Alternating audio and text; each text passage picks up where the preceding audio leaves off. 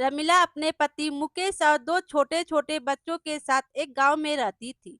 रमीला का पति मजदूरी का काम किया करता था। वह लोग बहुत ही गरीबी की हालत में रहते थे। बहुत मुश्किल से दो वक्त का खाना मिल पाता था। उसके अलावा किसी भी चीज पर खर्च करने के लिए उनके पास पैसे नहीं थे।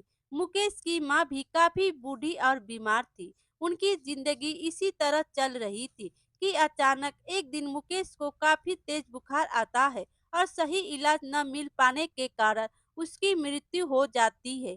रमीला के पति का एक छोटा भाई दिनेश भी था, जो बहुत चालाक किस्म का आदमी था। भाई की मृत्यु के बाद वह थोड़े दिन उसके परिवार और माँ की सेवा का नाटक करता है। कुछ दिनों में अपनी माँ को उल्लू बनाकर खेती बाड़ी की सारी जमीन अपने नाम लिखवा लेता है। दिनेश अपनी माँ से कहता है, देखो माँ, भाई की तो मृत्यु हो चुकी है और भाभी तो खेतों में जाकर काम करेगी नहीं, तो मुझे ही सब कुछ देखना पड़ेगा। इन कागजों पर अंगूठा लगा दो, बाकी भाभी और बच्चों की चिंता मत करो, उनका सारा खर्च मैं उठा लूंगा। तुम लोगों को चिंता करने की जरूरत नहीं है। बूढ़ी माँ दिनेश की बातों में आकर अंगूठा लगा देती है, पर दिनेश बहुत मक्कार निकलता है। 2-4 दिनों में वह जमीन को औने पौने दामों में बेचकर गांव से फरार हो जाता है। फिर मुकेश की माँ कहती है, कैसा कपूत पैदा किया मैंने, जो अपने ही घर को बर्बाद कर कर चला गया। अब हम लोग क्या करेंगे। रमीला पर तो दुखों का पहाड़ टूट पड़ा। वह सोचने लगती है, मैंने तो आज तक कोई काम नहीं किया, कभी घर से बाहर नहीं निकली। मैं इन दो छोटे बच्चों को और अपनी बूढ़ी सास का कैसे ख्याल रखूंगी। भगवान ने हमारे साथ बहुत अन्याय किया। घर का एकमात्र सहारा हमसे छीन लिया। कुछ दिन बीतने के बाद खाने पीने का जो थोड़ा बहुत सामान था, वो सब खत्म हो गया था। अब वो ना घर में राशन था, ना ही पैसे बचे थे। रमीला अपनी सास से कहती है, माँ, जो भी पैसे जुड़े हुए थे वह सब खत्म हो गए। कुछ दिन तो कट गए, पर अब आगे का कुछ सोचना पड़ेगा। आसपास के लोग कुछ दिन तो उन लोगों की मदद करते हैं, पर धीरे धीरे सब लोग उन्हें उनके हाल पर छोड़ देते हैं।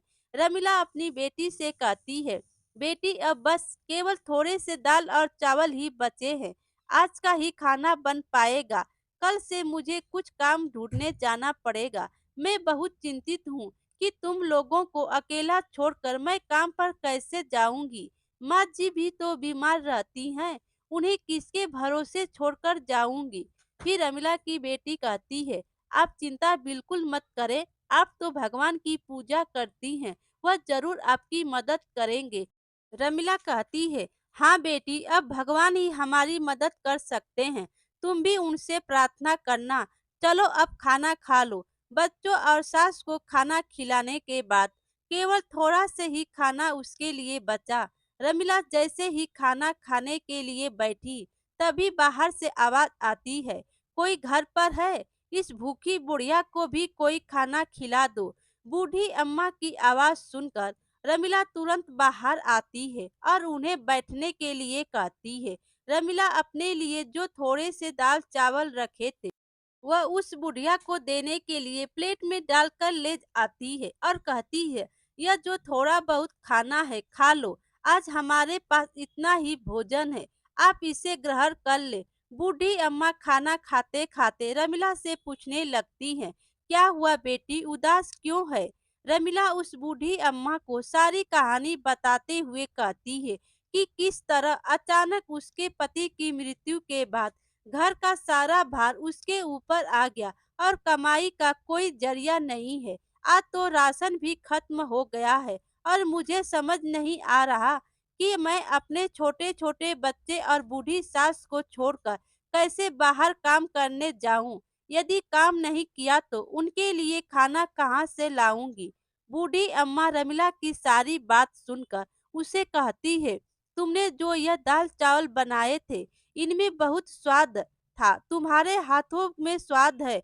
घर के बाहर ही दाल चावल का ठेला क्यों नहीं लगा लेती, जिससे तुम्हें घर छोड़कर कहीं जाना भी नहीं पड़ेगा और तुम्हारी कमाई का जरिया बन जाएगा। मैं तुम्हें एक नमक का पैकेट देती हूँ, यह एक जादुई नमक है, तुम अपने खाने में इसी पैकेट का नमक डालना, फिर देखना उस खाने का स्वाद तुम्हारा सारा खाना हाथों हाथ बिक जाएगा और तुम्हें कभी पैसे की कोई परेशानी नहीं होगी। यह कहते हुए बूढ़ी अम्मा रमीला को एक नमक का पैकेट देती हैं। फिर रमीला कहती है, आपका बहुत बहुत शुक्रिया अम्मा, आपने तो मेरी सारी समस्या ही हल कर दी। अब मैं घर पर रहकर ही सब काम कर लिया करूंगी और मुझे अपने बच्चों को छोड़कर कहीं दूर भी नहीं जाना पड़ेगा। फिर बूढ़ी अम्मा कहती है, तुम बहुत ही अच्छे दिल की औरत हो। तुम्हारे मन में लोगों के लिए दया भाव है और तुम लोगों की मदद करना चाहती हो। इसीलिए मैं तुम्हें यह जादुई नमक दे रही हूँ। यह तुम्हारी बहुत मदद करेगा। हाँ, यह याद रखना, यह पैकेट कभी भी खाली नहीं होगा। बस तुम इसे एक जगह संभाल कर रख देना और हमेशा खाने में नमक इसी में से डालना। भगवान तुम्हारा भला करे। यह कहते हुए बूढ़ी अम्मा वहां से चली जाती है। रमीला अगले ही दिन भगवान का नाम लेकर खाना बनाने का काम शुरू करती है। पहले दिन वह दाल चावल ही बनाती है और उसी में वह जादुई नमक डालती है। वह अपने आसपास के सभी घरों में कहलवा देती है कि आज से वह दाल चावल बनाकर बेचने का काम शुरू कर रही है। जिसे भी दाल चावल लेने हैं वह उससे खरीद सकता है। पहले ही दिन कुछ लोग रमीला से दाल चावल खरीद कर खाते हैं, तो उसके दाल चावल के स्वाद से वह लोग बहुत खुश होते हैं। फिर एक ग्राहक दाल चावल खाते हुए कहता है, रमीला बहन, वाह क्या बात है, यह दाल चावल तो बहुत ही स्वादिष्ट है। हम भी रोज घर में दाल चावल बनाते हैं, परंतु ऐसा स्वाद तो कभी भी नहीं आया भाई। फिर दूसरा ग्राहक कहता है, भाई ऐसे दाल चावल तो मुन्ना की माँ तो 100 साल लगाकर भी नहीं बना पाएगी भाई। क्या बात है, स्वाद आ गया भाई सच में। हाँ, रमीला के बने दाल चावल धीरे धीरे पूरे गांव में मशहूर हो जाते हैं। पूरे गांव भर में उसके दाल चावल की तारीफ होने लगती है। उस जादुई नमक के स्वाद ने अपना जादू चला दिया और रमीला के बने दाल चावल गांव भर में मशहूर हो गए। अब रमीला जितना भी खाना बनाती वह हाथों हाथ बिक जाता। रमीला की अच्छी खासी कमाई होने लगी और उसके पास पैसे भी जुड़ने लगे और वह अपने सास से कहती है, माँ जी, हमारे बनाए दाल चावल पूरे गांव भर में सबको पसंद आ रहे हैं और रोजाना ग्राहक बढ़ते ही जा रहे हैं। अब हमारे घर में पैसे की कोई कमी नहीं है। फिर रमीला अपनी सास से कहती है, मैं सोच रही हूँ कि क्यों ना मैं अपने साथ काम करने के लिए एक नौकर को रख लूं और हम दाल चावल के साथ साथ सब्जी और रोटी भी बनाकर बेचेंगे, जिससे कि हमारी कमाई और भी बढ़ेगी। फिर रमीला की सास कहती है, हाँ हाँ, क्यों नहीं बेटी, तुम इतने मन से और साफ सफाई से खाना बनाती हो तो खाने में स्वाद तो आएगा ही। तुम इसी तरह मेहनत करते रहो, भगवान तुम्हें सफलता देंगे। बस फिर क्या था, रमीला अगले ही दिन से जग्गा नाम के लड़के को अपने साथ काम करने के लिए रख लेती है। खाना तो रमीला ही बनाती थी, जिसमें वह जादुई नमक डालती थी, परंतु खाना परोसने, ग्राहकों से पैसे लेना और उसमें खाना डालकर देना, यह सब काम के लिए उसने जग्गा को रख लिया। जग्गा काफी गरीब था और चालाक भी।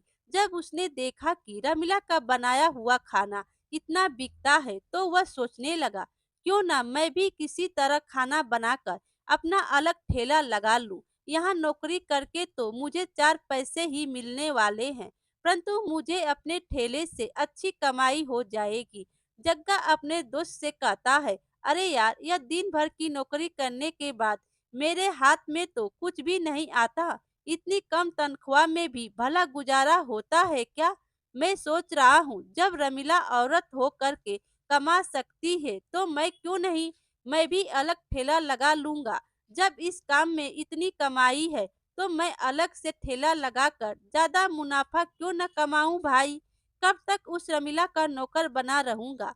फिर जग्गा का दोस्त कहता है, पर भाई, ठेला चलाने के लिए तुम्हें रमीला जैसा स्वादिष्ट खाना भी तो बनाना होगा कि नहीं। अभी तुम कुछ दिन उसे देख देख कर उसके जैसा खाना बनाना सीख लो, तभी नौकरी छोड़ना। फिर जग्गा कहता है, हाँ, यह तो तुम बिल्कुल ठीक कह रहा है, उसके जैसा स्वादिष्ट खाना बनाऊंगा तभी तो मुनाफा होगा।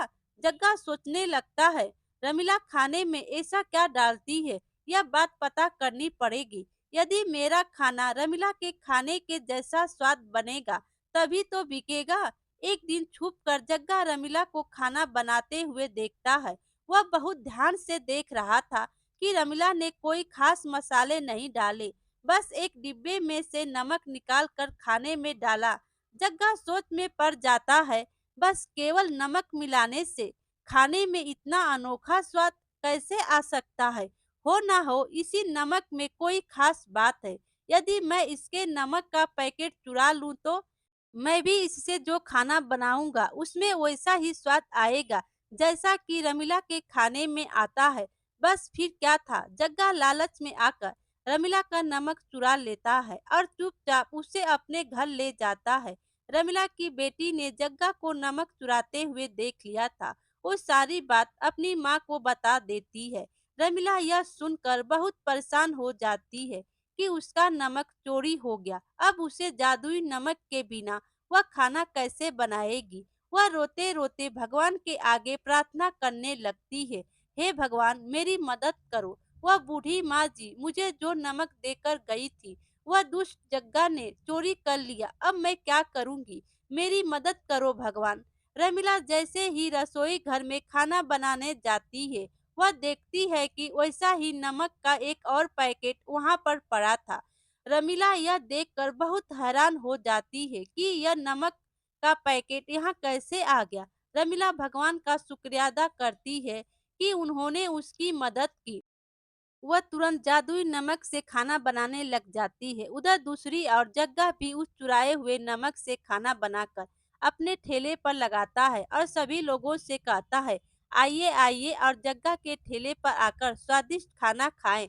लोग जग्गा के ठेले पर खाना खाने आते भी हैं, पर जैसे ही वह लोग खाना मुंह में डालते हैं उसे थूकने लगते हैं और कहते हैं, इतना गंदा और बेस्वाद खाना, इसमें तुमने नमक मसाले डाले हैं कि जहर डाला है भाई। थू थू, हमारे सारे पैसे बर्बाद कर दिए हैं। यह खाना तो कोई जानवर भी नहीं खाएगा।